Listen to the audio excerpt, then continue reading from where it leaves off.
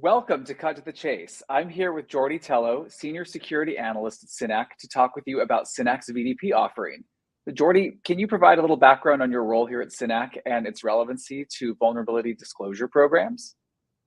Thanks, Luke. So I've been at Synack now for 4 years. I'm a Senior Security Analyst, and I work in the Vulnerability Operations Department.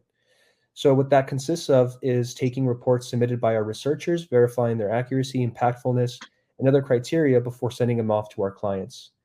And I also have the opportunity to work with our responsible disclosure programs here at Synack as well. Awesome. Well, I think this brings me to a natural question, which can you just tell us what a VDP is? Yes. So a vulnerability disclosure program, also known as a responsible disclosure program, like those terms are interchangeable, is basically a program set up so that companies can receive reports from researchers and members of the public in an organized fashion, and then process those reports to fix any potential vulnerabilities on digital assets that the client owns. So a VDP allows organizations to receive information about accessible vulnerabilities on their assets, which they then triage and validate to reduce overall cyber risk. Awesome. Well, it seems really easy. So why don't most organizations already have one set up? So it's actually a really great tool, but it can be really hard to get going. You have issues such as your team's already being overstretched and now having to deal with reports submitted by members of the public who might not always submit, stuff that signal. You might get a lot of noise, a lot of non-issues submitted to your programs.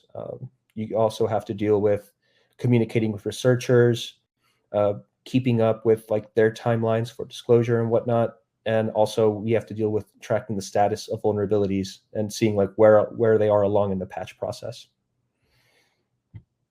Okay, that sounds like a lot. So tell me, how does a managed VDP with Synack help address those concerns? A VDP managed by Synack helps you not have to deal with the overhead of having such a program. So when you work with Synack, you're helping to reduce the cost of an incident. And this is true if you're setting up your own VDP, right? You might have a situation where a researcher on social media is trying to get a hold of anyone who can fix the vulnerability. So they might report it to your customer service agents who might not be trained to deal with vulnerabilities. So then it's just trying to make its way up the chain, and you involve so many different people, and that kind of grinds operations to a halt. And then you spend money on people who are kind of not relevant to the solution itself. So it's about being efficient, about having less people involved in these issues.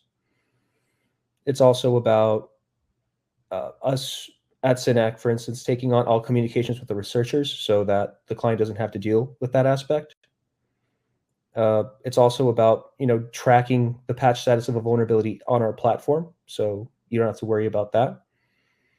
And when you have a VDP, you're also basically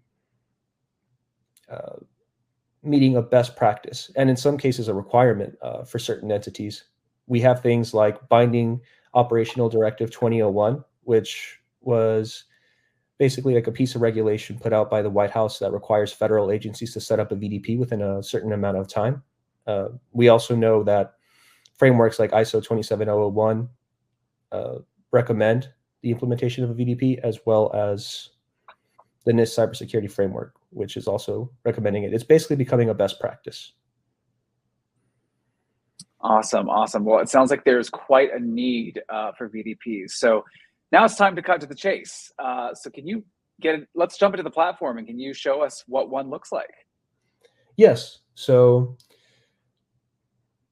I'm going to take you through the process from beginning to end, all the way from a member of the public submitting a report, all the way to it being patched and then verified by Synack and the initial reporter. So if we assume that we have a responsible disclosure program set up, such as this one, what you're seeing here is our very own Synack responsible disclosure program. You will see our policy, a summarization of the typical vulnerabilities we accept, as well as what we consider to be typically out of scope and other guidelines. So a member of the public would start here and then they would submit a report to us, providing us a form of contact, and then describing the vulnerability in detail, locations, steps to reproduce the finding, as well as a recommended fix, among other information. Afterwards, they would submit this finding to us, where it would then make its way here on the Synack client platform. So now at this point, we can go to our assessment section, and we can find our demo vulnerability disclosure program here, our Synack Demo VDP. So I'm going to click here, and then we're going to see details here such as the rules of engagement for this listing, any updates, and then the scope for this listing. And then finally, we have other information like source IP addresses, firewall, a timeline for testing, as well as helpful information here, such as the assessment type, exploitable vulnerabilities found, and other information. So let's assume that this was a finding submitted onto the responsible disclosure program. This is an example of a report you might see, for instance. We have the description of the report, the impact for the report, the vulnerable location, an HTTP request if that's necessary or relevant to the vulnerability, steps to reproduce, and then a fix followed by some other information such as the CVSS for the finding, the severity of the finding, and then the patch verification history for the finding, the vulnerability history. So at this point, your team would evaluate this report, and if they've fixed it, they could then change the status of the report from pending review to closed fixed. And then they would give us details about how they fixed the finding here before submitting the verification request. At that point, we then on the back end see this verification request, and we usually give the initial reporter a chance to verify that the patch was completed before also verifying ourselves.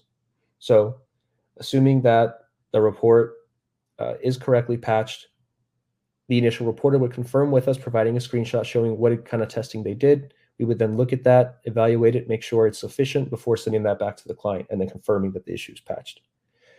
On our responsible disclosure programs, the types of issues we see on a day-to-day basis includes like stuff you would normally expect from the OWASP top 10. So cross-site scripting, SSRF, remote code execution.